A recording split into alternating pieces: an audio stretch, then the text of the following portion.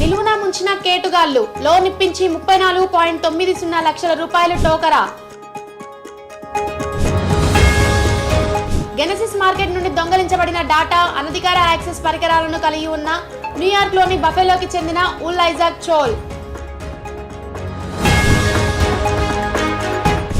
కాలీ లైనెక్స్ 2024.2 అనేక కొత్త ఫీచర్లు, అప్డేట్లు మరియు పెరుగుదలతో విడుదల.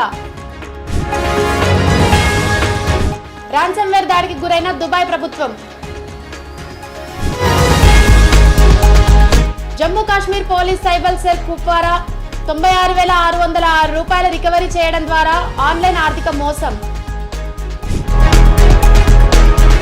సైబర్ క్రైమ్ నెంబర్ను నిరోధించడంలో దేశంలోనే ముందున్న హర్యానా పోలీసులు.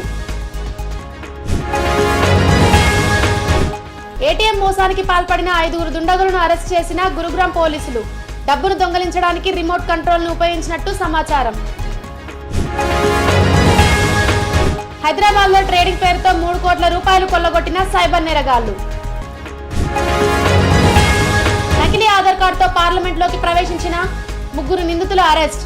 ఫోర్జరీ ఐపీసీ సెక్షన్ 463 కింద కేసు నమోదు చేసిన పోలీసులు. సైబర్ బాధితులకు అండగా సైబర్ నేరాలపైన అవగాహన కల్పించడం కోసం అనేక అవేర్నెస్ కార్యక్రమాలు నిర్వహిస్తామని HFCV help to cop she cyber hub founder and CEO Puli Arvind Kumar తెలిపారు.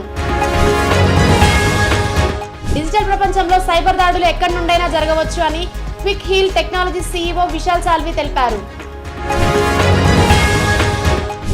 సైబర్ మోసం కేసులో ఒక వ్యక్తికి 1 కంటే ఎక్కువ సిమ్ల సమస్యను పరిష్కరించాలని కేంద్రానికి హైకోర్టు ఆదేశించింది. AK cyber news 24/7 cyber crime news channel.